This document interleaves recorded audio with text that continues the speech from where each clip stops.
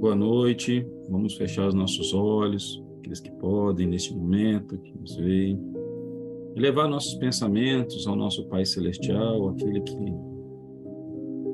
que nos inspira, aquele que nos protege, aquele que liberta nossos corações de todas as amarras, das angústias. Te louvamos, Pai, pela sua infinita bondade, por toda a sua criação, por todo o seu universo que expande a todo momento, no movimento incessante, para que todos os seus filhos tenham a chance de voltar a teu encontro, possa se reconhecer dentro da família universal. Obrigado, Pai, por tudo aquilo que o Senhor nos proporciona. Pedimos também para aqueles que andam à margem da sua misericórdia, aqueles que ainda não têm condições de reconhecer como Pai, para aqueles que estão hospitalizados, para aqueles que estão encarcerados, para todos aqueles, Pai, que neste momento possam, de alguma forma, necessitar do vosso amor, do vosso carinho. Que sua presença seja sentida em cada um desses corações, Pai, como um bálsamo, aliviar um pouco de suas dores. Te agradecemos, Pai, pelo dom da vida, por estarmos mais uma vez todos aqui reunidos, para falarmos, conversarmos, aprendermos sobre este tema, que ainda é presente em nossos dias, mas sabemos que o caminho que o Senhor nos dá é da liberdade. Então, peço que o Senhor fique, nos inspire e nos guarde hoje e sempre, que assim seja. Que assim seja. Amém. Mais uma vez, boa noite a todos. É bom ver essa grande família reunida virtualmente mais uma vez. Hoje nós vamos tratar de um tema que é escravidão no plano espiritual. Mas eu convido a vocês que façam uma viagem comigo, né, ao longo da história, como que eu poderia dizer, do nosso planeta, né? A história material. Porque a escravidão, ela acontece em nosso planeta, não é de agora, no nosso tempo, que a gente, quando fala escravidão, eu particularmente sempre vou lembrar automaticamente desse período mais recente da nossa história, que é a escravidão que aconteceu, né, dos negros no Brasil. Mas, se a gente for botar biblicamente, ela está lá desde, né, da formação da Constituição, né, da Bíblia. A gente vê aí os judeus sendo escravizados no Egito. E esse é um processo que ele ocorre ainda muito, muito, muito antes dessa civilização que a gente tem ali na Bíblia, né, desde os tempos dos sumérios, muitos e muitos antiga, enfim, né, essa prática de subjugação, em tese, do mais velho para o mais fraco. O que a gente viu ao longo dessa evolução é que a escravidão ela foi ganhando outros contornos aqui no plano material. E de forma hoje, na modernidade, a gente começa a se conectar com alguns outros tipos de escravidão.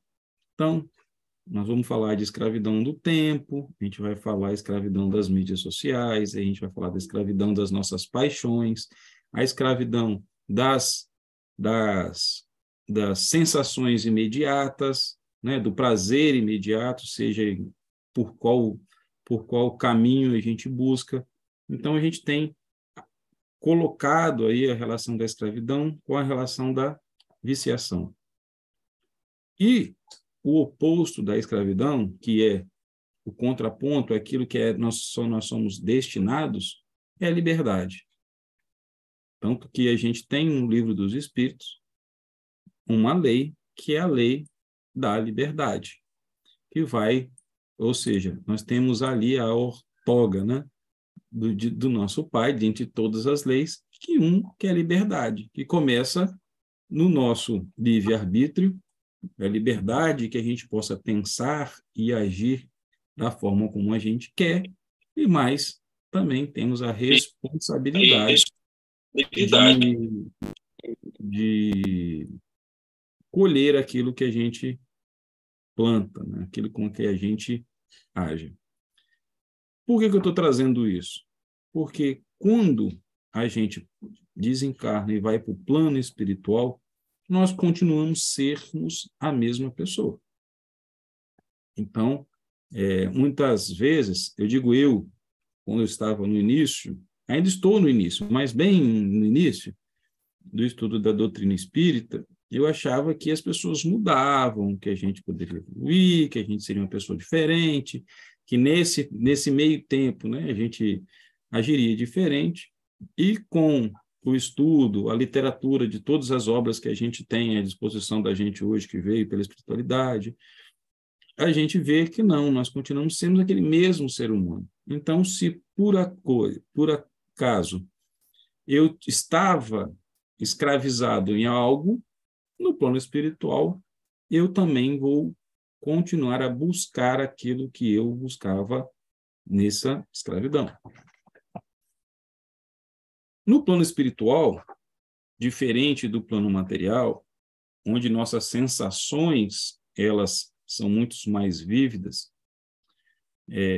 quando a gente desencarna, está no plano espiritual, o nosso perispírito ele não consegue esconder aquilo que a gente sente. Então, a gente automaticamente é atraído pela nossa afinidade, pela que a gente gosta, e, neste caso, nós podemos ser, sim, se eu tenho algum motivo, né? Se eu era, como dizem alguns teóricos, né? Sou escravo do tempo, sou um cara que eu fico voltado muito para uma coisa, e eu vou continuar a buscar isso no plano espiritual.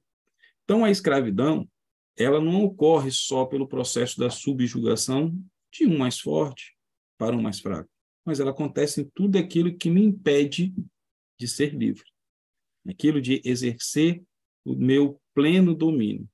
Então, por exemplo, eu posso ser escravo de uma bebida, consumo de uma droga. E por que que neste conceito da escravidão eu me coloco? Porque ela acaba sendo dona de mim. Eu não consigo mais viver sem ela. Eu tenho uma dependência muito forte. Então, acaba se associando a esse termo como eu sendo escravo daquele vício, daquela forma de pensar, daquela forma de agir, e não consigo quebrar este ciclo. Isso também ele vai se refletir no plano espiritual.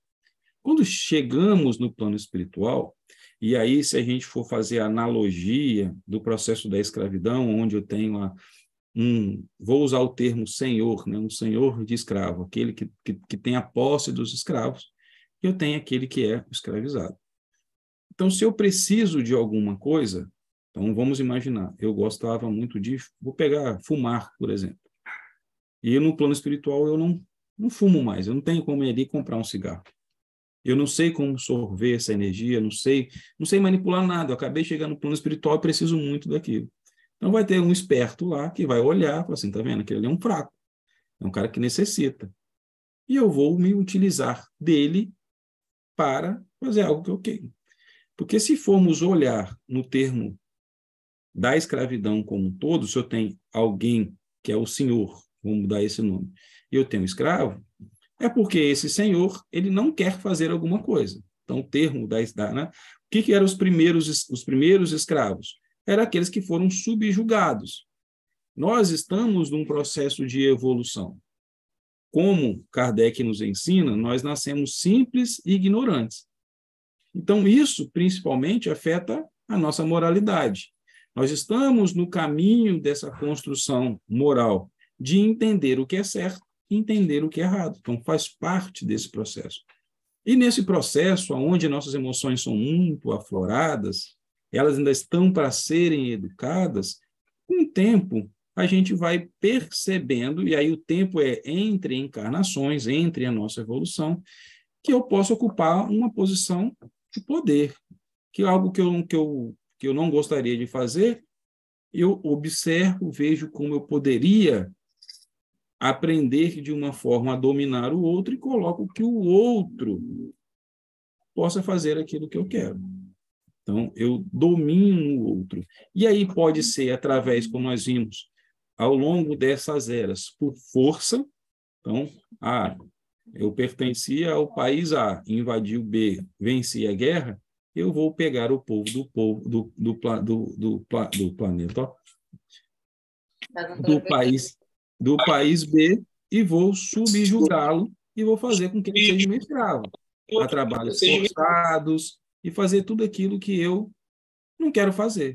Então, de uma forma simples, eu vou escravizar alguém para fazer algo que eu quero o resultado, mas eu não quero fazer.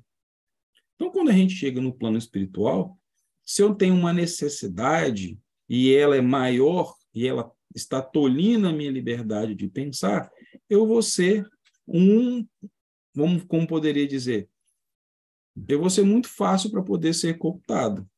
Aquele que tem mais conhecimento vai detectar e falar assim, o Léo precisa, ele não consegue viver sem isso. Então, ele vai dizer o seguinte, Léo, eu posso te dar aquilo que você quer. Eu falo, oba, eu quero. Mas você precisa de fazer isso, isso, isso, e isso, e isso, mais aquilo. Então, é isso que a gente vê. Eu tenho uma necessidade, tem alguém que sabe mais do que eu, e eu não tenho forças para lutar, porque eu estou dependendo muito de uma coisa, e acabo me permitindo ser escravizado. Então, geralmente, começa assim a formação como que eu poderia dizer, desse conjunto de pessoas que são escravizadas por esses senhores que conhecem muito bem a nossa alma, os nossos desejos, e com isso ele começa a fazer destes para fazer os seus mandados. E aí entra, e esses mandados, eles correspondem, né? Poderíamos dizer que começa aí o processo obsessivo. E ele passa a agir sobre esses espíritos para que eles possam fazer o que eles querem. E aí vão desde perturbar alguém.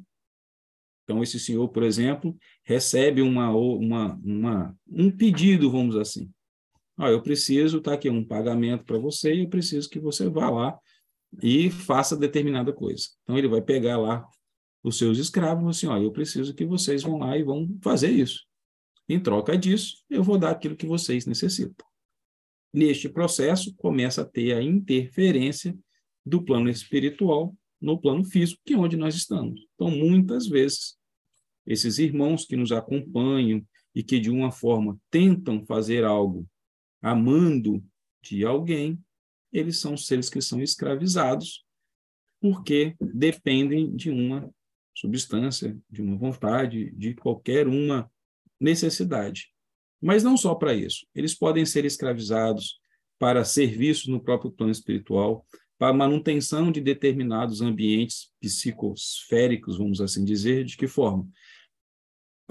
Um senhor, por exemplo, vamos botar um senhor feudal que é construir o seu feudo, o seu palácio, na sua redondeza, montar o lugar. Ele sozinho, ele não tem substância mental suficiente para construir tudo aquilo. Então, ele precisa de outros espíritos. Então, ele precisa de escravizar, juntar ali uma multidão de pessoas que vão vibrar no medo, vão vibrar na raiva, cada um na sua proporção, e ele vai pegar desses elementos para poder realmente começar a montar, a projetar, a construir os seus domínios. Então, muitos servem como grandes baterias mesmo de energia. São sugados, são alimentados, diferente do escravo na vida material, que se ele for muito cobrado, vamos dizer assim, né? Colocar muito para trabalhar, vai ser levado à exaustão, ele vai perder a sua vida e perde-se, né? Aquele bem. No plano espiritual, não. No plano espiritual, esse domínio, ele vai até o momento que esse espírito, no seu interior, começar a desejar realmente se libertar daquela vida. Fala, Fred. Boa noite a todos. Léo, temos algumas perguntas, tá bom? Manda lá. A primeira é a seguinte: qual o sentimento que movimenta a escravidão? Boa pergunta. Se formos olharmos pelo sentido daquele que escraviza, o sentimento é o ego. Não vou dizer o sentimento, mas o que está por trás disso é o ego. É a fome de poder, é a fome de dominar. Nós não podemos esquecer as nossas origens estrelares. Grande parte da população mundial hoje, ela não é uma população que ela nasceu simples e ignorante aqui no planeta Terra. Existe, sim, aqueles espíritos que nasceram e estão na sua caminhada. Mas existem muitos que vieram em transmigrações, em mudanças planetárias, como nós estamos acontecendo no nosso planeta agora, saindo de provas e expiações para a regeneração. Então, nós já aprendemos ao longo de palestras aqui, na Fraternidade, e em outros livros, que à medida que um planeta ele muda de faixa, aqueles que não acompanham, igual passar de ano de série, né, eles precisam ser alocados em outros orbes que estão na mesma faixa de evolução que aquele irmão está. Então, isso aconteceu eu vou dizer, conosco, que é a Terra em uma forma geral. Nós viemos de outros orbes, então, ou seja, nós já tínhamos uma caminhada em outros mundos, inclusive caminhadas de conhecimento intelectual. Então, nós já vimos, sabíamos, temos conhecimento, talvez não consciente, mas temos o conhecimento inato que está em nossa alma. Então, como nós viemos de lá para cá, muitos de nós já tinha vou usar a expressão, essa fome de poder inata, essa fome de subjugar o outro. Então, como a gente vê no processo de quem domina, o seu desejo é de subjugar, de ter poder. E muitas vezes a gente faz uma escravidão velada. Por quê? Nós somos seres inteligentes, nós somos seres observadores. E, voltando, quando a gente volta ao princípio, né, do senhor e do escravo, da quem domina e o subjugado, a gente quer impor que ele faça algo que a gente quer. E isso aqui, que ele produza algo que a gente não queira, às vezes, colocar a mão na massa. Então, a gente pede que coloque o outro. Quantas vezes nós nos fazemos isso de uma forma muito sutil? Dá uma sugestão, fulano, faz isso aqui, fulano, faz isso aqui. E a pessoa ela vai se emaranhando nesse processo sem se perceber que ela está sendo totalmente dominada e subjugada. Às vezes, quando ela assusta, ela não consegue mais sair deste meio. Então, existe hoje, continuamos nesse processo de escravidão, como a gente viu um tempo atrás, continuamos, de alguém que subjuga, que coloca para trabalhar, que não recebe. Nós vimos agora recentemente, dentro do nosso próprio país, né, lá no Sul, empresas acusadas, aí estou falando que não posso dizer que fizeram, mas foram acusadas de trabalho escravo, análogo à escravidão. Então, a gente continua por quê? Porque nós continuamos no processo de evolução. Nós ainda não conseguimos aprender a distinguir essas coisas.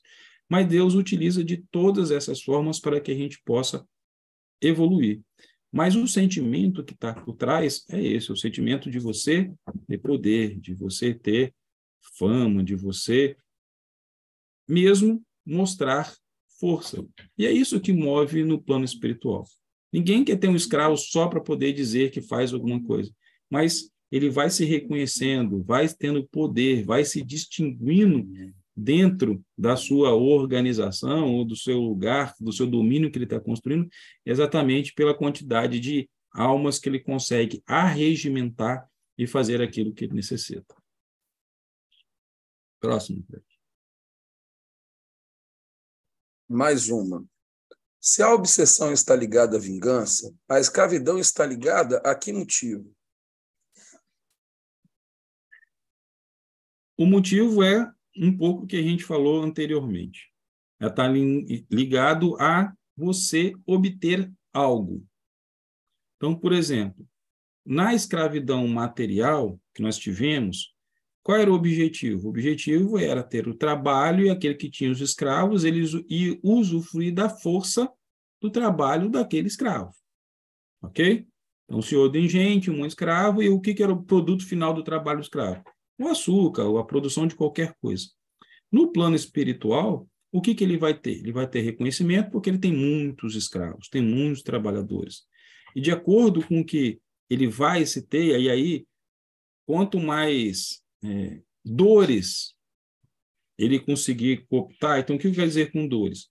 Quanto mais diversos segmentos. Então, por exemplo, eu tenho um monte de escravo porque eu consigo escravizar, porque ele tem medo de alguma coisa, então eu assusto, ele faz aquilo que eu quero. Tem outros que são viciados em qualquer substância. Então, eu vou tendo ali todas essas dores da nossa alma. Então, ele vai tendo ali um arsenal de espíritos diferentes que pode atuar de forma diversificada. Então, esse senhor de escravo no plano espiritual, o ganho dele é força, demonstração de poder, ganhos. E aí são vários.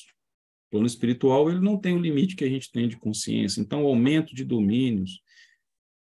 Pensando que, vou usar a expressão de Fernando, né? Fernando fala assim, o pessoal da banda B, eles são muito astutos, são muito inteligentes, e constituem toda a sua regra de perversidade. Então, o ganho deles é ir subindo nessa hierarquia, montando verdadeiras organizações para a prática dos ensinamentos contrários aos ensinamentos praticados por Jesus. Então, essa é o ganho de um senhor, né, de um espírito desse que coopta esses irmãos que necessitam desse processo, e a gente tem que entender, necessitam por quê? Porque o bem e o mal, como nos é ensinado no princípio hermético, ele é face da mesma moeda. Então, é através, muitas vezes, do agulhão do sofrimento é que esse irmão ele vai conseguir se reconhecer lá na frente, vai conseguir despertar para fazer o caminho da sua liberdade. É um processo doloroso? É sim. É necessário? Não. Está lá no Livro dos Espíritos, lá no capítulo da liberdade. A escravidão é contrária à lei de Deus. Mas, assim como Jesus nos disse, sobre quando ele fala do escândalo, né? Ele fala que o escândalo é necessário, mas ai daquele que o cometer. Então, não é porque algo que é contrário à lei de Deus, então, ou seja, Deus não cria os seus filhos para serem escravos. Isso é fato. Mas nós, no processo de evolução, num processo de contato com os nossos próprios sentimentos, com a evolução dos nossos sentimentos, a gente vai ter que passar por todas essas escolhas, e aí, como a lei ela se aplica, é universal, nós seremos também amputados no que a lei vai determinar. Então, quando muitas vezes esse senhor de escravo ele é confrontado em relação ao diálogo, a questão de ele entender, o principal mecanismo que é utilizado para que ele consiga ver é a projeção do seu futuro. Então, ou seja, nós somos eternamente responsáveis por aquilo que nós fazemos. Então, se eu sou responsável só pelos meus atos, ótimo. Mas se eu obrigo a fazer algo que ele não quer, que é o processo de escravidão, ou ele aceita para obter alguma coisa, eu também sou responsável pelas consequências dos atos daquelas pessoas. Então, é dessa forma que a gente começa o diálogo, que não é um processo simples, mas que esse irmão possa receber também a sua liberdade. Porque, querendo ou não, ele também é um escravo dos seus sentimentos, um escravo até do seu próprio medo. Porque a gente já viu em algumas literaturas que estes, quando perdem os seus escravos, eles se sentem assim, o que sou eu sem eles? Então, eu estou vulnerável. Então, ou seja, ele também sente medo. Então, existe um medo por trás também. Pode perguntar, Fred. Outra perguntinha, né? O escravizado está vinculado ao seu algoz por sintonia? No plano espiritual, sim. Não vinculado àquele algoz especificamente, mas ele está vinculado ao processo de necessitar de algo. Hoje, quando a gente quer alguma coisa, a gente não sai buscando quem é que tem. Então, se eu sou um alcoólatra, eu vou procurar um bar, que é alguém que me forneça. Se eu não tenho dinheiro monetário, eu vou fazer o quê? Vou pedir a alguém que tem. Agora, esse alguém que tem o dinheiro, ele pode falar assim, eu te dou a bebida, mas eu preciso que você faça uma coisa para mim. E eu estou tão sedento pela bebida que eu topo fazer qualquer coisa. Então, a princípio, muitas vezes eu posso até entrar, não, eu só vou fazer dessa vez. Depois eu vou conseguir outro jeito. Só que aí eu não consigo. eu começo em um processo que, quando eu vejo, eu já não tenho mais o pensar, que acontece na escravidão espiritual. Eu já não penso mais por si, eu apenas ajo como fosse literalmente um robô. Ele manda, eu faço, porque eu estou 100% na minha atenção focado em obter aquilo que eu tanto quero. Então, essa sintonia, ela vai se dar por ele tem algo que eu quero e eu vou fazer qualquer coisa para consumir isso. Aí, aonde vem a liberdade? Quando eu começo a perceber, depois de algum tempo, que pode ser curto, pode ser longo, que aquele processo é um processo que eu não estou andando, que eu não estou voltando pior.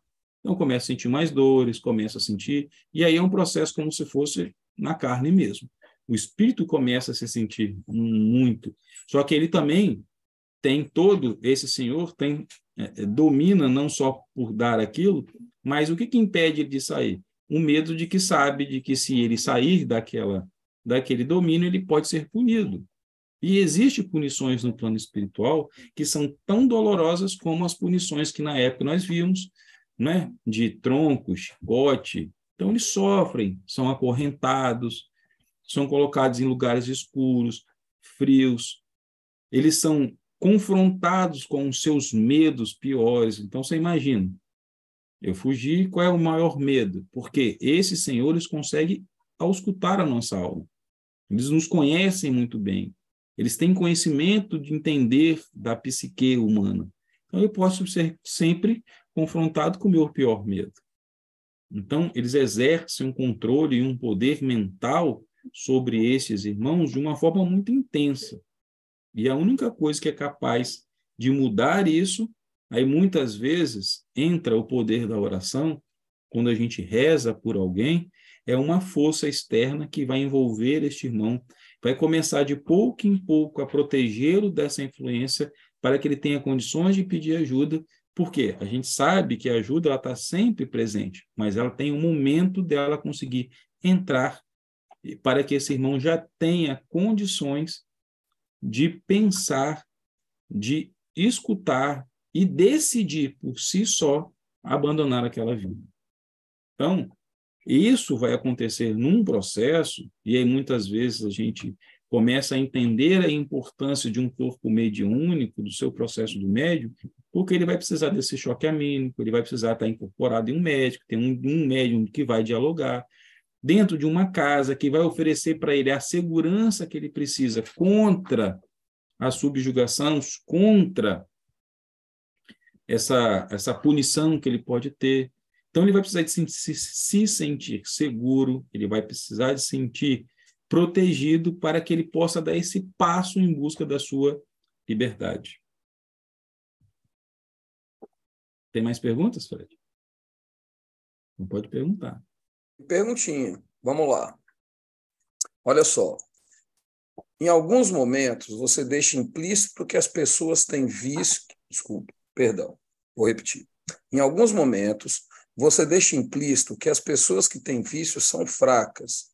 No entanto, não vejo dessa forma. Você poderia explicar seu ponto de vista a esse respeito? Bom, que bom que tem alguém que não concorda, que aí a gente pode fazer contrapontos, né? O que acontece? A força, ela vai depender de como a gente utiliza. Então, por exemplo, esses dias eu vi na televisão uma pessoa que era viciada em crack, cocaína, não sei. Era um morador de rua. O cara subiu ali em um lugar, arrancou as telhas, o cara fez uma manobra danada para conseguir entrar no lugar, para conseguir pegar alguma coisa, para que ele pudesse trocar pelo aquilo que ele necessitava. Então, veja, isso no plano material. Eu vou falar que essa pessoa é fraca? Não. Ela tem uma força de vontade imparável para fazer aquilo que ela quer. Por quê? Para e pensa. Por mais que ela esteja sem a sua faculdade, e aí o que está tolhido dela é pensar no aspecto moral, se o que ela está fazendo é certo ou não, Ela tem um objetivo muito claro. Eu preciso conseguir a substância para eu me sentir melhor. E ela faz tudo que ela precisa. Uma pessoa dessa é fraca? Não. Ela tem força de propósito. Está certo o que ela está fazendo? Aos nossos olhos, não. Mas na verdade dela está. Por quê? Ela precisa consumir isso. Então não é uma fraqueza da pessoa ser fraca. Não sei se, peço até desculpa se eu usei essa expressão de fraqueza, mas ela está em um momento que ela está suscetível a receber uma influência externa e ela conseguir ser manipulada a fazer outra. Então, por exemplo, no caso desse da pessoa que é viciada, que eu estava contando, qual era a influência dela? Buscar o entorpecente. E ela está disposta a fazer qualquer coisa. Agora, reflitam comigo, não é isso que a gente vê no nosso cotidiano, nas ruas, que a gente escuta, que a gente vê? A pessoa ela faz qualquer coisa para conseguir aquilo. Só que ela não está vendo o reflexo que aquilo está tendo na vida dela, porque ela está ali tolhida do seu pensamento. Quando se vai ao plano espiritual, ele pode ser aliciado da mesma forma. Só que aí não vai ser só o desejo por usar um entorpecente. Esse desejo vai fazer com que ele se permita ser escravizado por alguém que vai fornecer aquilo. Então, a coragem, a determinação dele vai continuar a mesma. Então, ele vai topar qualquer coisa para que ele possa sentir aquilo novamente. E no plano espiritual, ainda esse desejo ele é muito mais aumentado. Como ele não tem o recurso, porque materialmente eu posso ali, eu posso catar uma latinha, posso fazer qualquer coisa e transformar um dinheirinho. Mas no plano espiritual eu não tenho conhecimento para fazer aquilo que eu quero, ou para obter aquilo que eu sou viciado, vamos assim dizer. Então, necessito do conhecimento do outro. Então, eu me permito fazer. Então, a questão da fragilidade é a fragilidade que a gente tem emocional naquele momento e de não perceber o quanto aquilo está sendo destrutível para mim e o quanto aquilo está automaticamente gerando mais responsabilidades de reparação para o meu futuro. No plano físico, quando a gente entra no mundo das drogas, por exemplo, nós sabemos que a consequência ela está no nosso físico. Determinado que eu posso parar, quando eu conseguir vencer isso, que não é fácil, eu posso reparar, eu posso voltar a me alimentar, eu posso tratar a minha saúde, se tiver jeito, porque dependendo do uso já danificou tanto o físico que aí o corpo já padece. Mas vamos imaginar num cenário que ele só que no plano espiritual, a consequência está ligada ao material, ao corpo. Mas a consequência mesmo, ela está, no caso do espírito escravizado no plano espiritual, em algo que é a sua realidade moral, a sua liberdade de pensar. E muitas vezes entra até num processo de dependência até de pensar. O espírito ele perde a sua capacidade de pensar e aí como se fosse um robô mesmo. Ele necessita que o outro impulsione, que empurra, que diga o que fazer. Por quê? Porque ele passou tanto tempo subjugado e aí quando ele se dá conta, e vamos imaginar que o auxílio chega, ele aceita, ele vai passar em um processo todo de readequação do pensar, de acreditar na sua liberdade novamente. Então, entra todo um processo de reconstrução da sua individualidade, da sua condição de pensar por si, passa por um processo terapêutico extremamente lento, no processo, porque essas coisas não acontecem geralmente. Vamos imaginar até uma árvore, né? Uma árvore de 100 anos, a gente consegue derrubá-la em 5 minutos, em 10 minutos, mas para ela crescer, ela levou 100 anos. Então, o nosso processo de volta, ele é um processo lento. Então, essa fragilidade, quando eu disse talvez de fraco, era entender o processo de fragilidade emocional que nós temos quando nós estamos nesse tipo de... E aí pode ser visto qualquer tipo de viciação, não precisa ser só em droga, não. Que a gente não consegue ver as consequências dos nossos atos. A gente está somente focado em obter aquilo que a gente precisa para aquele momento. Então, a quem me fez essa gentil pergunta, se ainda não tiver satisfeito com a resposta, depois mande para o Frederico, que eu tento tentar elaborar de uma outra forma. Temos mais? Por favor.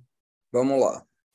Podemos entrar num processo de subjugação com o outro por estarmos alienados. E quando vemos, estamos escravizados. Mas, nesse caso, o nosso livre-arbítrio é anulado pela força do outro? Olha só, o livre-arbítrio ele nunca é anulado no meu ponto de vista, porque eu posso escolher sair a qualquer momento. Então, ele não está anulado. O que talvez eu ousaria dizer que ele está limitado em função do poder que o outro exerce sobre mim. Mas, eu lá no meu íntimo, eu sei que se eu levantar a mão, eu consigo ajuda para sair. Porque, na verdade, em todo este processo, isso sempre é sinalizado. Quando nós estamos na Terra, que nós estamos lá, eu vou utilizar esse exemplo, talvez é mais fácil. Eu sou alcoólatra. Vai vir sempre um amigo e fala, Léo, para de beber isso, cara, é da sua família. Eu estou recebendo a instrução, o conhecimento, estou recebendo a ajuda. Cara, sai dessa. Eu continuo escolhendo. Até o momento que assim, vou sair. Aí, vou lá no Alcoólicos Anônimos. Passa 1 dia, 2 dias, 3 dias, começa a receber instrução, começa... Aí, é o tema do... Pena que o Silvio não está aqui hoje, né? O Silvio conhece muito bem isso. Mas parece que evite o próximo gole. Aí, depois de um tempo, eu já acho que eu estou seguro e falo, não, só um golinho. E aí eu vou lá e tomo de novo. Então, ou seja, o meu livre-arbítrio foi tolhido? Não. Eu deixei de ter o livre-arbítrio? Não. Mas eu estou utilizando dele para poder voltar àquela condição. Então, nós somos lembrados o tempo todo da condição que nós temos de mudar o destino de nossas vidas. O tempo todo nós somos lembrados que nós temos o poder e somos destinados ao quê? À liberdade. Não está lá? Não é uma lei natural de Deus o homem ser livre? Então, logo, o tempo todo, eu vou ter sempre instrumentos. E aí, pode ser um amigo, pode ser um outdoor, estou dizendo assim, né? Vai aparecer formas de me lembrar desta minha liberdade. Forma do que eu posso ser livre. Mas, para, inclusive, eu conquistar a minha liberdade, eu vou precisar de agir. Eu vou precisar de querer mudar. Esse desejo precisa vir de mim.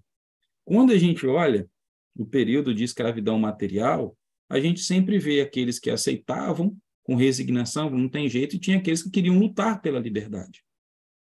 Eles estavam fazendo o quê? Botando em prática o seu livre-arbítrio contra aquele processo que é injusto. Por que é injusto? Está lá. A escravidão não é um processo de Deus. Meu direito é liberdade. Eu estou sendo subjugado. Agora, por que eu estou sendo subjugado? É outra história. Porque, por exemplo, quando o Espiritismo chegou na América, lá atrás, inicialmente, ele foi rechaçado. Por quê? Porque o branco, ele falou assim, que história é essa de que eu sou branco, e aí tem a questão do fator racial, para depois voltar como espírito de negro? Eu não quero esse negócio, não. Ou o negro, que eu acho que é inferior a mim, um dia ser como eu branco, olha só o nível que a gente está distante do ensinamento de Deus. Mas isso faz parte do nosso processo de evolução. Esse é o nosso livre-arbítrio.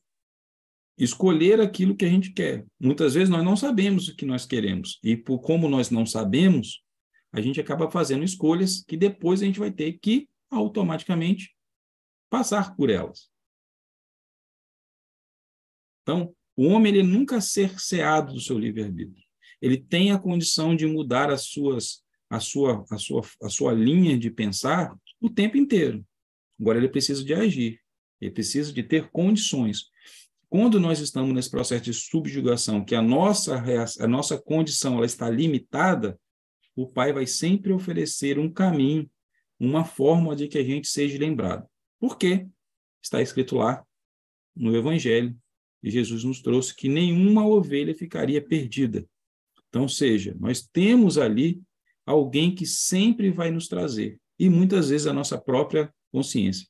Me fez até de lembrar da própria parábola do filho pródigo, que se distancia, é escravizado naquele momento pelo seu ímpeto, né? Ele quer sair, quer ver o mundo e joga e vira escravo de tudo aquilo. E no final, quando ele está lá, ele lembra e fala: poxa, até os animais do meu pai comem melhor do que eu. Então, por que eu não vou voltar? Isso é o quê? A consciência dele despertando que ele pode ser livre novamente. Livre sem ter aquela amarra psicológica, sem ter aquilo que estava importunando ele, aquela miséria que ele estava. E ele decide quebrar esses grilhões e até o momento, se a gente for trazer aí e imaginar, ele poderia ser orgulhoso de dizer: não, não vou voltar para casa. Impossivelmente, num momento desse, eu não quero voltar, não vou dar o braço a torcer, eu prefiro continuar pagando para ver. Mas chega um momento e a gente o nosso ser, que é destinado ao quê? A ser livre, ele vai falar assim: não, espera aí, como o filho pródigo disse, até os animais do meu pai têm uma comida melhor, então eu vou voltar. Como tem uma música na igreja católica, né, que é a música é Eu Chamo o Filho Pródigo, aí no refrão eu falo assim: ó, confiei no seu amor e voltei, porque sei que aqui é o meu lugar. Então, quando a gente faz esse processo, e aí voltando lá atrás, quando o irmão é resgatado desse processo, que ele traz e é lembrado que ele tem direito no livre-arbítrio dele, no final, o que a gente mostra para ele? Que ele é para confiar no amor de Deus, que ele vai ser amparado, que ele vai ser escutado, que ele vai ser protegido. Então, a gente nunca está à margem de perder o nosso livre-arbítrio, porque isso está na gente. O nosso próprio ser, em todo momento, ou em algum momento, ele vai nos lembrar que nós nascemos para sermos livres. Próximo, Fred. Se tiver, né? Vamos lá. Tem mais umas perguntinhas assim. Todo processo de escravidão no plano espiritual advém de um processo de obsessão? Olha só. Talvez o resultado do processo de escravidão, ela vai vir de um processo que vai se desencadear em um processo obsessivo. Existe a obsessão, não só como a gente sempre vê: a obsessão é um espírito que vai me influenciar aqui na matéria, ou que a gente já aprendeu que eu, na matéria, posso obsediar um outro espírito. E existe, sim, a obsessão de espírito para espírito. O que é? A obsessão, nesse caso, vai ser esse domínio mental sobre o outro e fazer com que o outro faça aquilo que eu quero. Quando a gente olha nesse aspecto, sim, é um processo obsessivo. Por quê? Eu domino o outro mentalmente. Quando a gente vai lá e estuda essa obsessão do plano espiritual para o plano material, lá no livro dos médiuns, ele vai classificar a obsessão simples, a fascinação, ou seja, os graus que o espírito vai se apropriando, vamos assim, né, consegue ir me manipulando nessa jornada. Nenhuma manipulação ela começa complexa da primeira vez. Ela começa de obsessão simples e ela vai se graduando, ou seja, ele vai me conquistando ao longo desses tempos. E no plano espiritual acontece da mesma forma. Então, ou seja, eu vou obsediando aquele espírito, vou conquistando ele, vou jogando ali as minhas garras até o momento que eu o domino mentalmente.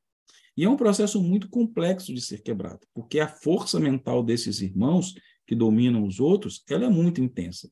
A gente não pode subjugar o poder desses irmãos. A luz tem poder de acabar aquilo na hora que quer? Tem, é claro. Mas não existe o livre-arbítrio?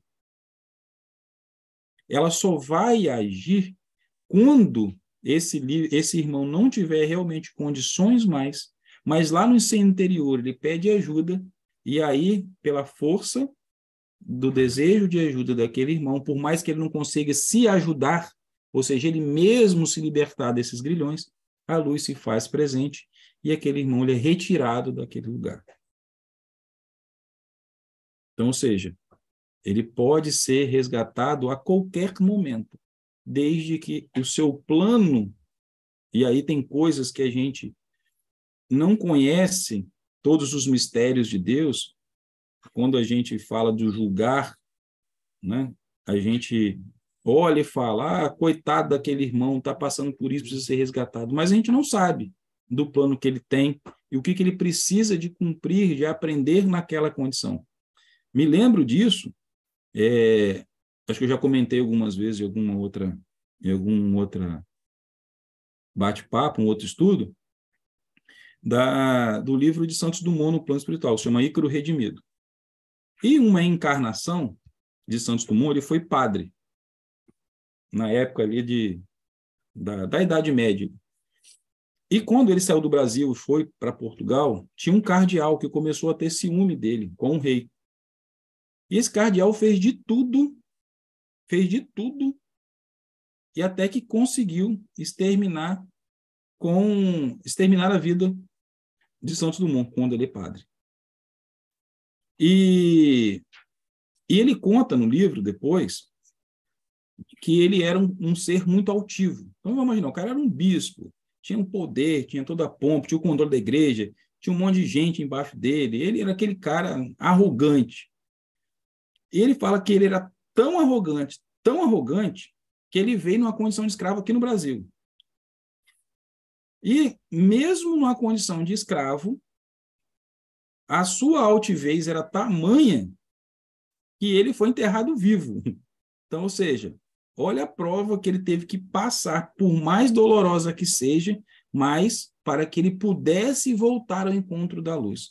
Então, quando a gente vê essas coisas com os nossos olhos, que temos pouco conhecer sobre o que esse espírito tem de necessidade, a gente possa olhar, e precisamos olhar com os olhos misericordiosos, sim, mas precisamos fazer o quê? Rezar para que ele tenha condições de passar aquilo que ele precisa de passar, sermos misericordiosos de auxiliar. Mas o momento, e aí eu me lembro muito de Adriano nesse momento, né, que ela sempre fala o tempo de Deus. Então, o tempo de Deus só Deus conhece. Então, tem essa relação. Então, ou seja, este é um processo que ele vai ocorrer no momento que ele precisa ocorrer. Por quê? Precisamos acreditar, e ele já nos deu provas o suficiente, na passagem do Cristo que não mover ele fica perdido. Então, ou seja, não tem um filho de Deus que não está sendo observado, sendo cuidado, para que ele não seja submetido além daquilo que ele precisa. Ok? Bom, Léo, olha essa daqui. Eu acho que ela é um comentário que merece um comentário seu. Talvez não seja uma pergunta, porque é um texto longo. Mas vamos lá. Vamos lá. Existe no plano espiritual pessoas negras que eram escravizadas no plano material, que continuam andando acorrentadas. Isso significa que esse tipo de escravidão continua ou que essas pessoas ainda vivem traumatizadas por tudo o que viveram e acabam se mantendo nessa condição, acorrentadas, embora não estejam sendo escravizadas? Muito boa pergunta. Isso me fez... Tem um médium que eu leio desde que eu comecei lá em 2000 a ler sobre o processo, chama Wagner Borges. Um dia eu estava lendo, ele estava contando que ele veio fazer uma palestra na Bahia e estava no apartamento de um amigo dele. E, de repente, ele foi chamado pelo seu mentor a participar de um processo de resgate. E que resgate era esse? De irmãos escravizados, ou seja, negros que estavam acorrentados. Isso eu estou falando agora do ano 2000. E esses irmãos ainda estavam presos no fator tempo. Eles continuavam acreditando que eles estavam há 500 anos atrás. Porque isso acontece. O tempo no plano espiritual é diferente do tempo que acontece aqui, no plano material. Então, tem muitos, realmente, que continuam acreditando ainda que são escravos. Lembra que eu falei da dominação mental ou do tempo do seu sofrimento? Eu não posso dizer o que pode acontecer na particularidade de cada um. Mas o que pode acontecer é que eles podem ter ficado presos no tempo e ainda acreditando que são escravos. Então, no caso do relato do Wagner, ele teve ali um diálogo. Esses espíritos queriam o quê? Eles estavam naquela condição de escravo porque eles queriam vingança contra aquele que foi o seu feitor que era alguém como eles, da mesma raça, que os subjugavam em nome do branco, e eles queriam achar ainda aquele senhor de escravos. Então, entenda, a condição dele de ser negro, de escravizado, estava por quê? Parado no tempo, em função de uma vingança que eles queriam cometer. E aí é que eu digo que é onde a luz ela chega, que é, ou seja, eles já tinham condições dali de pelo alto, através de um diálogo, de levá-los a refletir. E aí até quebrar esse negócio, tipo, de mostrar, veja, perceba que o mundo agora, material, porque eles continuam vendo o nosso mundo, ele não é da forma que você está. Perceba, aí o espírito vai, olha, está meio diferente mesmo, tem umas máquinas andando, outras voando, então, você ficou preso no tempo, o tempo é hoje, já é chegado. Aí existe toda uma forma, todo um diálogo, todo um trabalho que é feito da espiritualidade para que a gente consiga, a gente como servidores do Cristo, acolher esse irmão e colocar ele num processo de volta, né, à sua liberdade. Porque o que aprisionou ele? Ele estava sendo escravizado? Não, mas ele estava sendo escravo das suas próprias convicções, que acontece com a gente também. Nós, muitas vezes, somos escravizados por nós mesmos, uma conexão, uma convicção fechada sobre alguma coisa. E precisamos adquirir a liberdade de pensar livre novamente. Então, isso acontece com a gente. É autoobsessão. Isso acontece no plano material, acontece no plano espiritual. Então, sim, existe ainda irmãos que estão nesse ciclo por algum motivo que a gente não consegue entender. Só quem está acompanhando, que são os mentores deles, os guias deles, vão entender por que ocorre esse processo. Ocorre por falta de misericórdia? Jamais. O que acontece é um respeito à escolha. Então, com o seu devido tempo, esse auxílio vai chegar e esse irmão vai ser direcionado novamente ao seu caminho da liberdade. Uma muito boa pergunta. Ou comentário.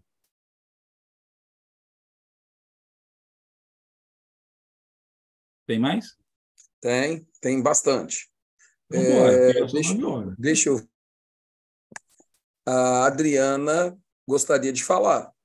Tá, mas tem Roseli também, então deixa o apoio e depois o apoio técnico.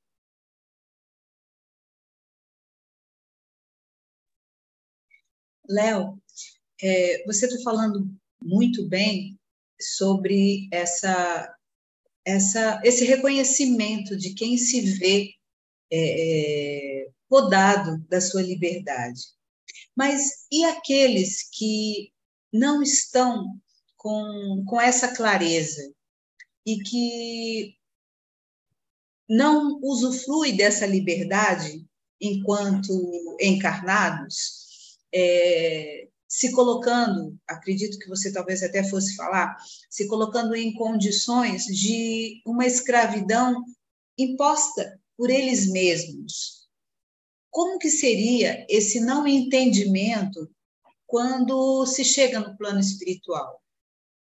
Porque se eu não tenho essa clareza de que eu me coloquei nessa situação, como no plano espiritual eu vou reconhecer a responsabilidade que me cabe do não uso dos conhecimentos, por exemplo, que eu tinha? Me veio aqui, eu lembrei do nosso amigo André Luiz, que ele foi reconhecido no plano espiritual como suicida, mas ele não entendia isso. Muitos de nós se aprisionam em determinados comportamentos, atitudes, até vícios mesmos, e não reconhece essa prática, essa vivência.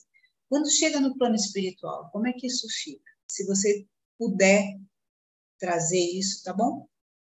Uma boa pergunta, porque enquanto seres encarnados, e aí advém o fato do que nós temos o véu do esquecimento, nós temos aí esse fator tempo do que a gente não tem conhecimento sobre as leis da vida.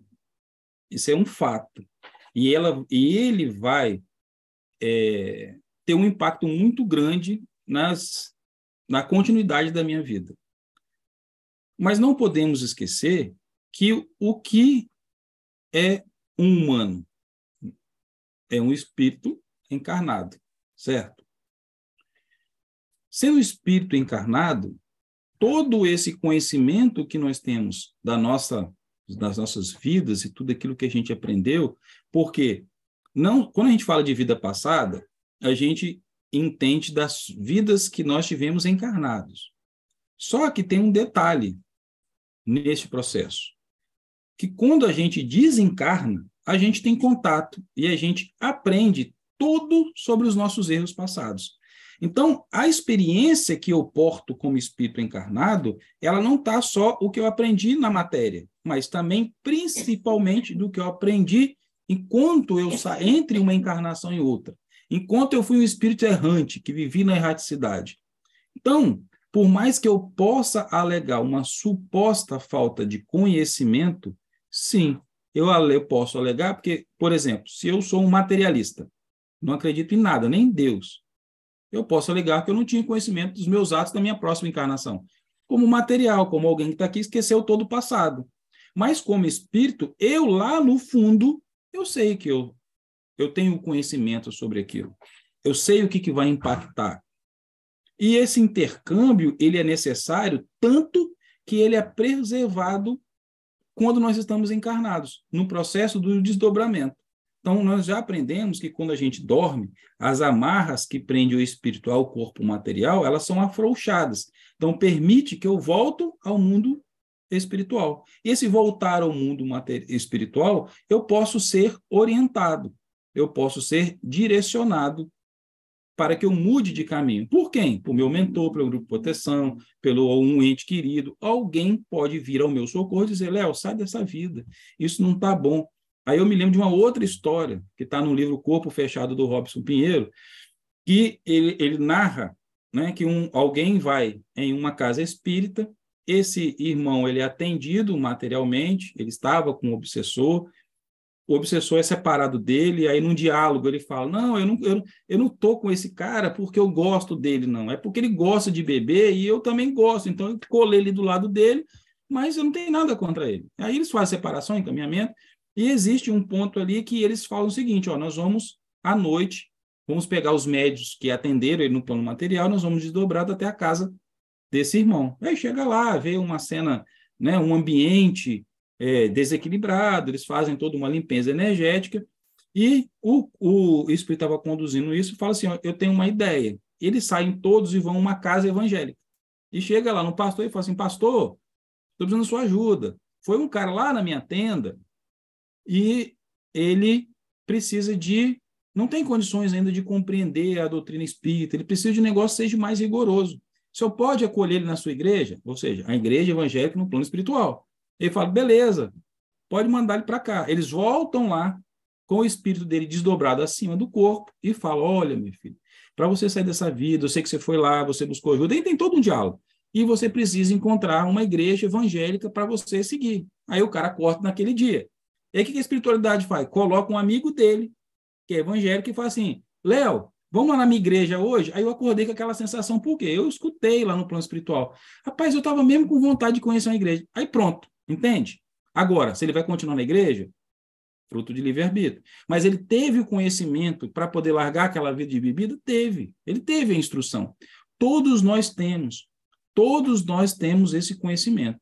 Então, ou seja, por mais que quando a gente se encarna, como o caso do André Luiz, que chega lá e é colocado como suicida, por quê? Porque ele utilizou desses negócios e isso foi diminuindo a sua energia vital, causou uma doença, e aí ele foi classificado como um possível suicida, ele realmente não tinha.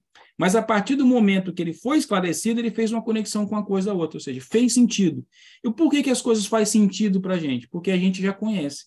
A gente só não tinha uma coisa que ligava um ponto ao outro. Não tinha a reta que liga um ponto ao outro. Mas aí, quando tem, a ficha cai. Então, todos nós trazemos em nosso espírito, que não é jovem, já tem algumas centenas de anos, todas essas experiências. A gente só não nos recordamos, mas não deixamos de ter o auxílio para que aquilo seja avisado ao longo da vida da gente. A gente opta por não escolher, por diversos motivos. Cada um tem o seu motivo. Não estou dizendo que é certo ou que é errado, mas nós recebemos ajuda sim. É que muitas vezes a gente não para poder perceber sobre isso. Então, quando a gente desperta no plano espiritual, talvez se eu tivesse de falar um conselho para eu mesmo, quando eu chegar lá, porque eu não sei como é que vai ser, né? Eu posso chegar lá e ficar doido, é parar para ouvir ou que alguém tem alguma coisa a dizer para mim. Falar assim, ó, cara, busca outro caminho. Então, é realmente ter a consciência de pelo menos parar para ouvir aquilo que alguém tem a dizer para a gente. Porque toda vez que alguém vem dizer alguma coisa para a gente, ele não vem sozinho, ele vem acompanhado de alguém para nos colocar no caminho do bem novamente. Então, espero ter conseguido trazer aí o que precisava sobre esse assunto. Se não, você pode, como meu apoio, você pode complementar com a outra visão também. A Adriana vai falar, tá bom? Vamos lá, Adriana Machado. Essa última fala sua foi interessante. Na hora que você falou, quando chegar lá, a gente, pelo menos, gente, vamos escutar as pessoas que querem o nosso bem. E aí eu falei assim, ai, meu Deus do céu, eu tenho que treinar por aqui mesmo, porque se eu não escutar aqui, eu não vou escutar lá nunca, né? A minha teimosia, eu tenho que me abrir para esse processo, porque senão não vai dar certo. Mas o que eu queria falar é que eu achei muito interessante a ideia que foi trazida e as perguntas que vieram sobre a escravidão, aqueles homens que estavam carregando correntes e ainda se encontravam escravizados ou não. E aí eu pensei o seguinte, eu estava pensando aqui comigo, eu gostaria que você pudesse nos esclarecer sobre isso.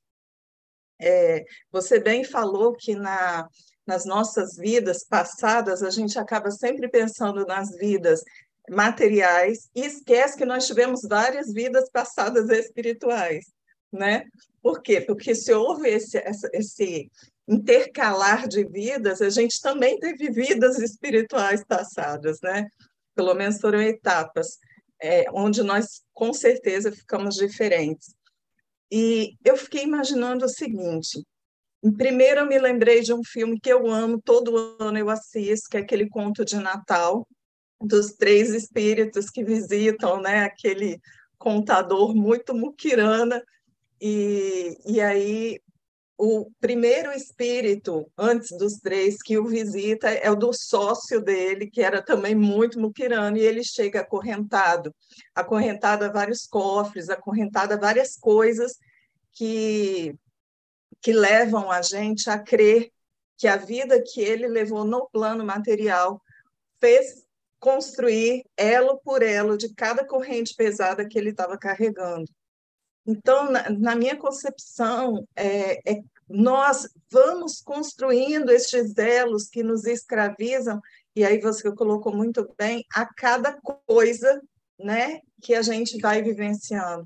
E em determinado momento eu fico pensando até que ponto, dependendo da vida que nós tivemos, até que ponto no plano espiritual a gente tem tanta consciência assim da gente poder até se desgarrar dessas correntes sem ter que ter uma outra existência material.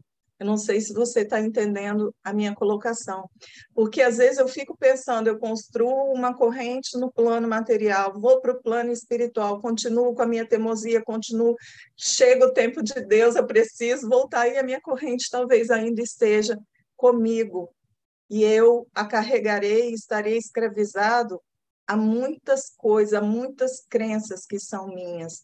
Então, você poderia, por favor, me esclarecer se essa ideia que eu estou tendo, ela pode estar equivocada? Não, a sua ideia é perfeita.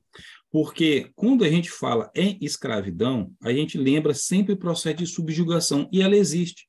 Só que existe essa escravidão que ela é sutil, que eu estava falando, por exemplo, da autoobsessão, tem a autoescravidão. Eu sou escravo, por exemplo, uma pessoa que é muito usura, vamos assim dizer, né? Tem até os programas na Discovery, sei lá, os muquiranas. Essa pessoa é escravo do dinheiro, o cara quer guardar o tempo todo, vive para aquilo e deixa de ver as outras coisas que estão acontecendo em volta do mundo em função de um objetivo só. É uma forma de escravidão. Agora, qual é o antídoto para isso? Ou para todos os males? A consciência. a aquisição de consciência no processo. Então, até que a gente adquira consciência, a gente vai passar por essas correntes, porque elas exatamente são necessárias para construir essa corrente. Por que a dor existe no planeta de provas e expiações? Está lá no Livro dos Espíritos. Porque a gente precisa do agulhão da dor para progredir. Nós já tentamos, vamos imaginar, voltando lá à história, nós somos espíritos que estávamos em planetas já como o nosso, vamos botar assim, mais adiantados, já de, sabe assim, já com um pé lá na regeneração, então, ou seja, estamos muito mais adiantados do que quando nós chegamos aqui no prova de expiação, mas mesmo assim eu não adquiri a minha consciência. Então, qual é o remédio? Eu preciso de voltar em um lugar que vai me impulsionar. E o que mais impulsiona a gente do que a dor? Não tem. E a gente pode perceber isso na natureza. Porque, assim, quando a gente quer observar as leis de Deus em execução, é só a gente observar a natureza. E qual é a natureza do corpo humano? Em relação ao cuidado? É a dor. Se a gente começa a se negligenciar, seja na alimentação, seja em qualquer cuidado, o corpo vai sofrer e vai gerar o quê? Dor. Então, vamos imaginar a coisa mais simples, que é escovar os dentes. Se eu negligencio a minha limpeza bucal, vai acontecer o quê? Vai me dar cárie, não vai? Daqui a pouco ela vai começar a fazer o quê? A sentir dor. E aí vai penetrar, aí vai inflamar, vai chegar um... Aí, quando a dor é fraquinha, eu continuo convivendo com ela. Mas vai chegar um momento que ela é tão insuportável, e dor de dente, quando ela está muito coisa, a gente fica doido, né? Perde o raciocínio. Eu vou fazer o quê? Vou procurar um dentista. Agora, olha o tempo que eu levei. A dor começou pequenininha, mas ela precisou de ficar insuportável para eu mudar a minha consciência, de buscar auxílio, de passar a escovar o dente. Aí, quando eu chego lá, aí vamos imaginar, não tinha conhecimento. O dente está vendo? Você teve essa cara porque você não escovou os dentes. Aí eu adquiro o conhecimento. Mas ainda está na minha escolha chegar em casa todo dia e continuar escovando o dente. Agora, se eu ficar mocegando, escova um dia, vai acontecer o quê? Vou dar outra cárie. Eu vai chegar o prazo que eu já sei qual vai ser o final dela, que é dor. E aí, o final da dor, muitas vezes, o dente precisa ser extraído e eu vou sentir mais dor ainda. Então, é um processo de aquisição de consciência. Quando eu observo todas as coisas que eu começo a ligar os pontos nessa história, desde que eu comecei a ser um observador do plano espiritual, o que eles mais chamam a atenção para a gente é a aquisição de consciência. É a aquisição de conhecer. E essa missão começou com Jesus. Jesus veio trazer uma nova consciência para a gente. Veio trazer a consciência do pensar, da liberdade de pensar. Inclusive, se a gente for colocar, Jesus, naquela época, ele veio libertar o povo de uma escravidão. Eles pretendiam... olha só como que essa história é bonita. O povo judeu, ele tinha sido escravo há muito tempo. Veio Moisés, libertou eles fisicamente do jugo dos egípcios. Mas eles ainda, espiritualmente, eles estavam escravizados no seu dizer. E escravizados na forma de pensar, na forma de agir. Tanto que eles imaginavam que Jesus viria de que forma? Para destruir, para também continuar no pensamento da linha da escravidão, porque eles queriam subjugar os romanos. Eles queriam destruir o inimigo. E Jesus veio para trazer o quê? A liberdade desse pensamento. Veio trazer a liberdade de que aquele pensamento das coisas materiais, de subjugar o outro, como eles queriam que um rei viesse, que o Messias viesse, não foi. Jesus dizia, o meu reino não é desse mundo. E veio lhe trazer a liberdade, ou seja, a liberdade de pensar, a liberdade de ver que a vida é além da vida material. Com ciência. Foi compreendido por poucos. Precisou de fazer um gesto extremamente à nossa vista doloroso, mas que marcou toda a sua a sua luz que ele veio nos trazer, toda essa liberdade, ela ficou marcada por um ato de doação, de doar a própria vida para que a mensagem dele se perpetuasse, porque naquele momento foi a única forma que ele achou de dizer o seguinte, eu preciso de deixar uma marca na cabeça dessas pessoas. Então, foi profunda que Paulo, que não foi contemporâneo dele, quando teve contato, que ele leu tudo aquilo, ele falou assim, opa, eu preciso de mudar. E mudou. Então, veja, Paulo era escravo de um jeito duro de pensar. E Jesus veio, libertou daquela escravidão e deu-se uma nova forma para Paulo ser livre. Tão livre que ele foi o profeta, foi, né, o pregador dos gentios, foi aquele que levou a palavra de Cristo além das fronteiras de onde Jesus estava. Um processo de liberdade. Então, por causa do quê? Primeiro, ele adquiriu uma nova consciência. Ele teve forma. Agora, ele só pôde, e aí eu lembro de Joel, porque Paulo só pôde fazer aquilo que ele fez, está preparado, por quê? Porque ele foi Saulo antes. Se ele não tivesse sido Saulo, passado toda aquela experiência, até de perseguir, de todo aquele processo, ele não conseguiria fazer tão bem o papel dele de Paulo. Então, é aquisição de consciência. Agora, a forma que a gente trilha esse caminho, que a gente vai buscar a nossa consciência, ele é muito individual. E o Pai vai respeitando, só que ele vai respeitando o nosso livre-arbítrio, mas nós vamos colhendo a nossa responsabilidade. Agora, o tempo todo, como hoje todos nós aqui que estamos encarnados na Terra, todos estamos tendo vários contatos com vários tipos de conhecimento. Isso vai ser utilizado de que forma? Quando a gente for no plano espiritual, que a gente pode não ouvir, que a gente chega lá, que a gente se escravizado, que a gente faz o que a gente for permitir quando a gente parte dessa ao retorno à pátria espiritual. Mas em algum momento, como a Roseli perguntou lá do André Luiz, quando aquilo foi explicado para a gente, vai fazer o link, como aconteceu com Paulo, quando Jesus o colocou. Vai fazer sentido. E aí a consciência ela se expande. Então, é um processo de aquisição deste saber, desse conhecer, dia após dia. Aí é como a semente. Volta à história, né? A gente vê como que observar a lei de Deus e a execução na natureza. A semente, cada uma, ela tem um tempo certo de eclodir.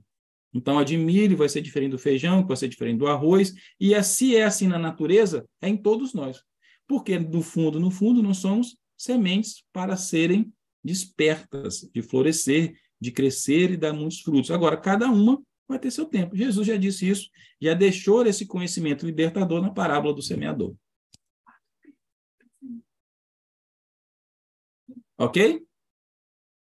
Eu tenho pergunta ainda, irmão. Pode. Então vamos lá. Vamos lá. Eu tenho a sensação que o indivíduo, achando ser merecedor de ser escravizado, se permite ser subjugado. Dessa forma, seria muito difícil alguém escravizar uma pessoa que não permita. Esse raciocínio está correto? Olha só, a partir do momento que eu tenho consciência daquilo, vai ser difícil a pessoa me subjugar. Isso é fato. Agora, por mais que eu tenha conhecimento, eu posso ser subjugado? Posso. Por quê?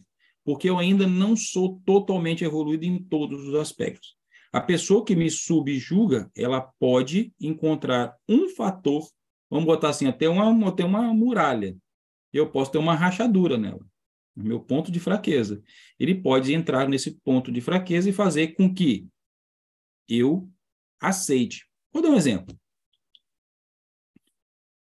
Eu desencarno, Léo, o plano espiritual.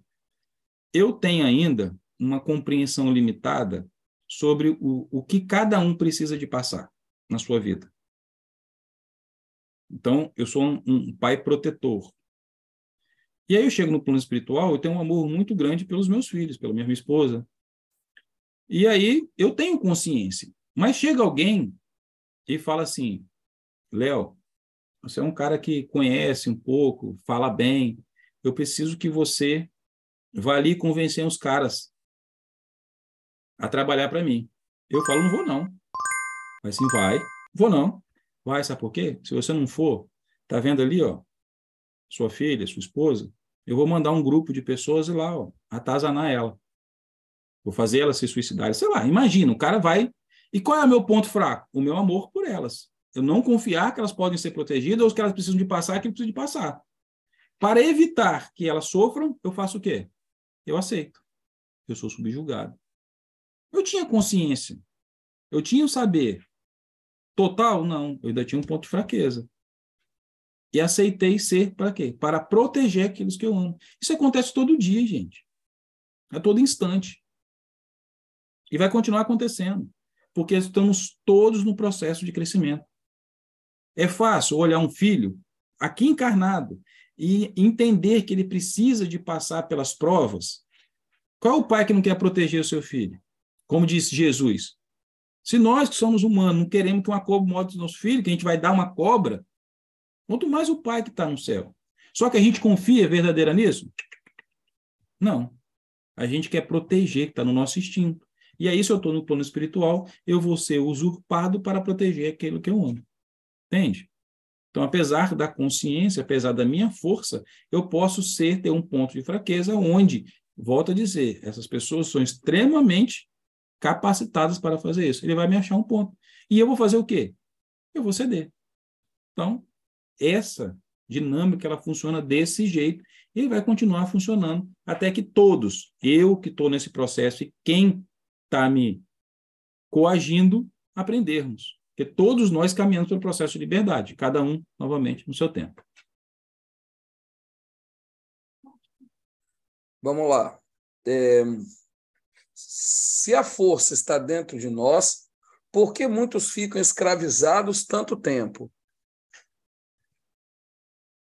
Porque a gente não tem consciência do tamanho dessa força. Por exemplo, vamos pegar o boi.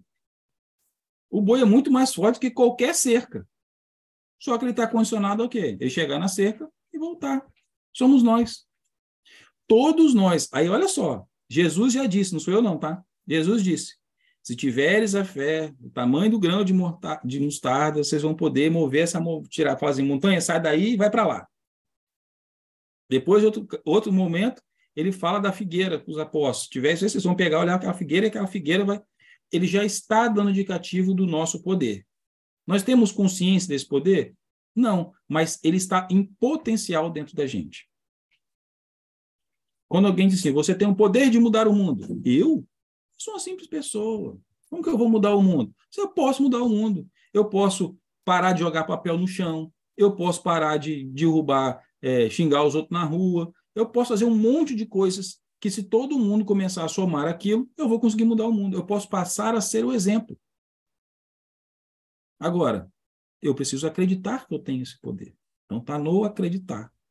Então, aí vamos voltar, eu estou lá escravizado, nesse processo, e alguém chega para mim e fala assim, Léo, você é capaz de fazer isso, você é capaz de se libertar. Eu ainda não tenho consciência de que eu sou capaz de quebrar aquele vínculo. Muitas vezes eu tenho um poder, mas vou precisar de ajuda de alguém. E aí, se a gente for olhar, a minha cabeça pensante, né? Quando a gente olha, voltei na minha infância agora, né?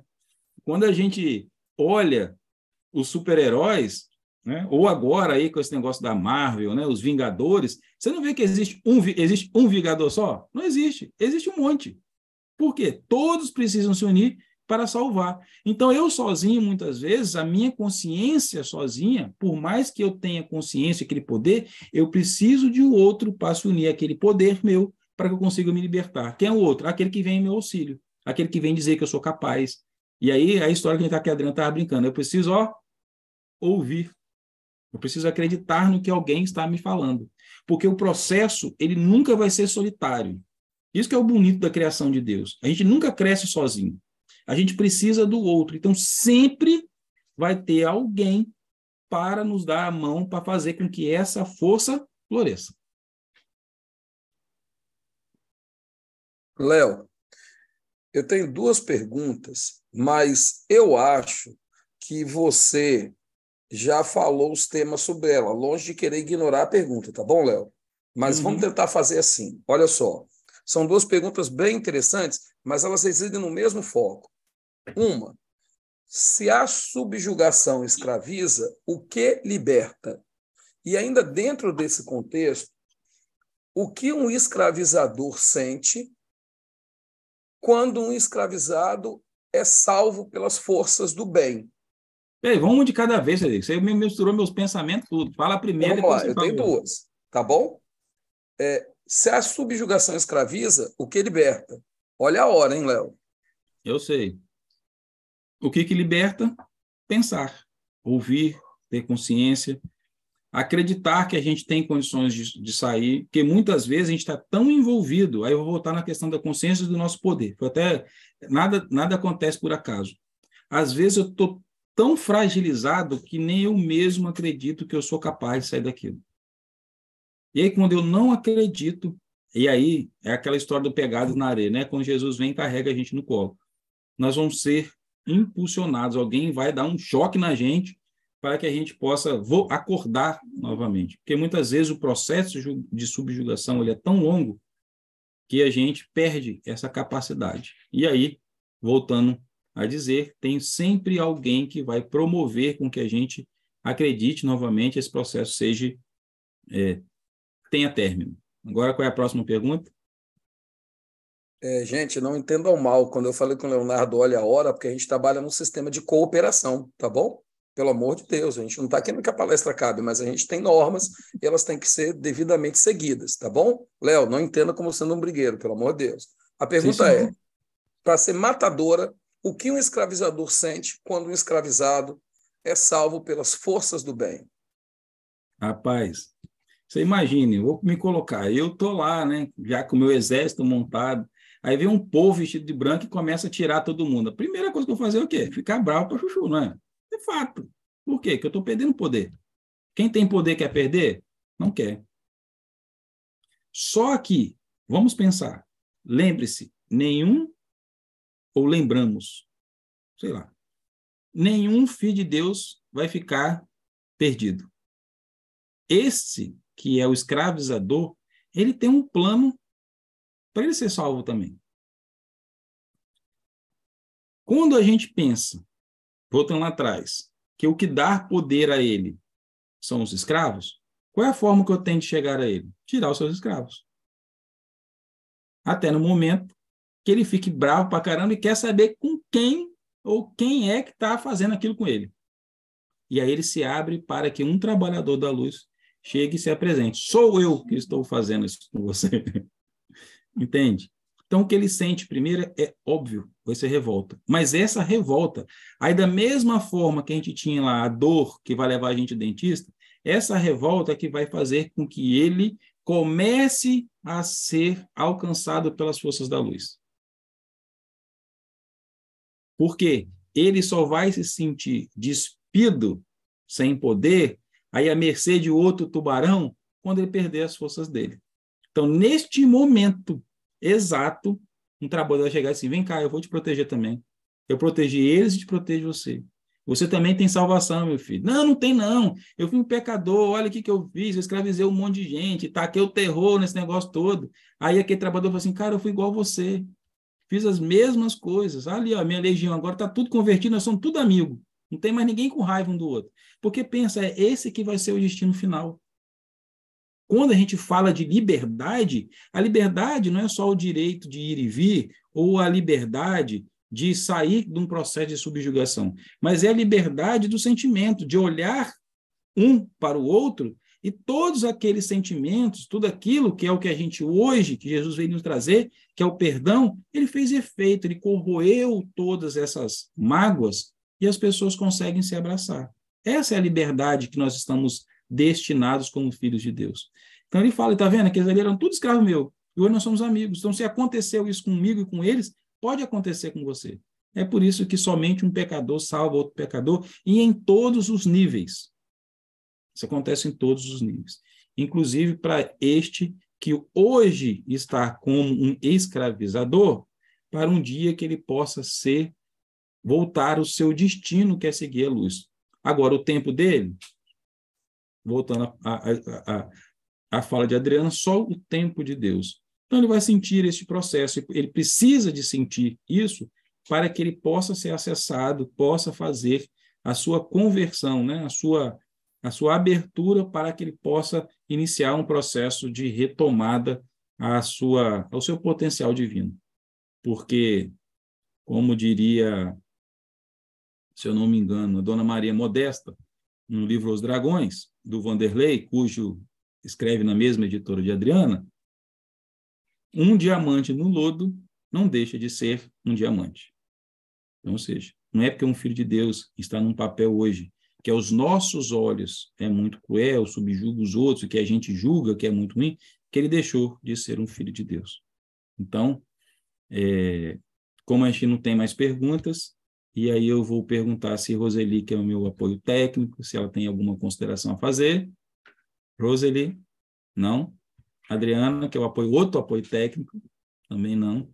Então, com essa fala final, que a gente possa acreditar realmente em duas coisas. Primeiro, no nosso poder, que a gente tem um poder de quebrar qualquer corrente a qualquer tempo. Lógico que talvez eu vou precisar de ferramentas para quebrar a corrente. Não vou quebrar com as minhas próprias mãos. Vou precisar de uma marreta, ou eu vou precisar de alguém que sabe como que quebra, mas a primeira coisa é eu reconhecer que eu posso quebrar. A partir do momento que eu posso quebrar, eu vou buscar os recursos. E quando eu me colocarei em ação em buscar, os recursos irão aparecer. Vai estar na nossa mão. Porque o que mais tem em nossa volta não é pessoas que querem o nosso mal. São pessoas que querem o nosso bem. Basta que a gente tome consciência disso e estenda a nossa mão, porque o auxílio chega.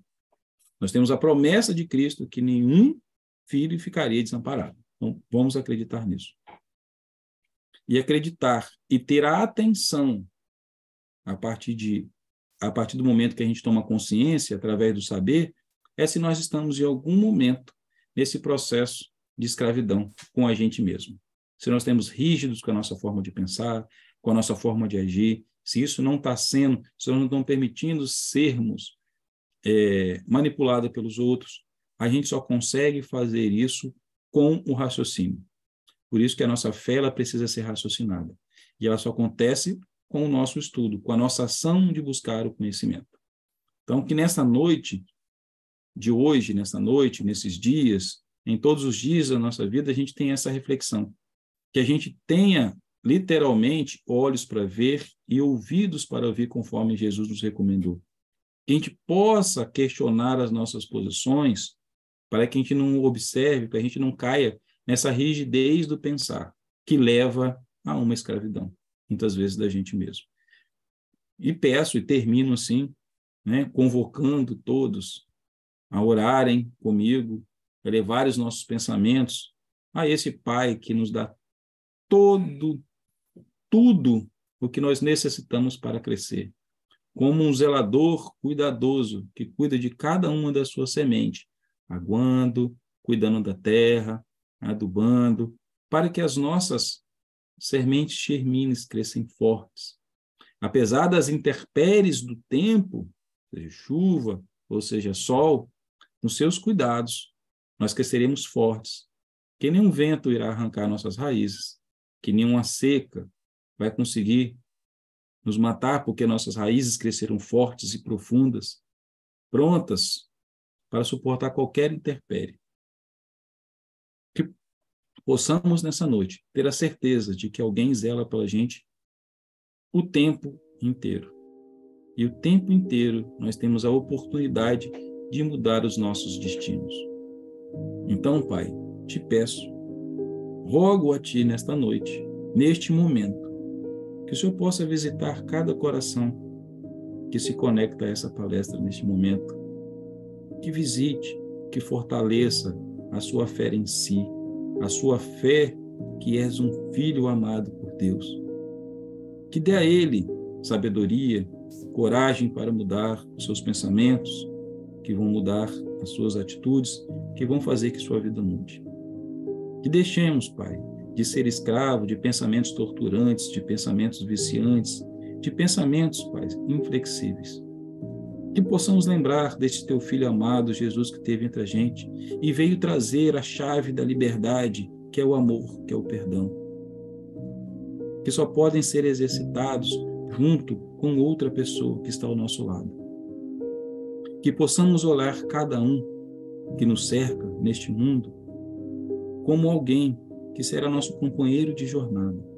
Independente das suas histórias, também está em busca de evoluir. Então, Pai, que o Senhor possa visitar todos aqueles que se sentem nesse momento desamparados, que se sentem necessitados desse Teu amor. Preenche o coração de cada um, Pai, na certeza de que o Senhor nunca os abandona. Faça-os perceber, Pai, que em sua volta, sejam materiais ou sejam espirituais, ter sempre alguém pronto a ajudá-los. Que esta certeza e que esse auxílio seja dado a cada um desses Teus filhos, hoje e sempre. Que assim seja.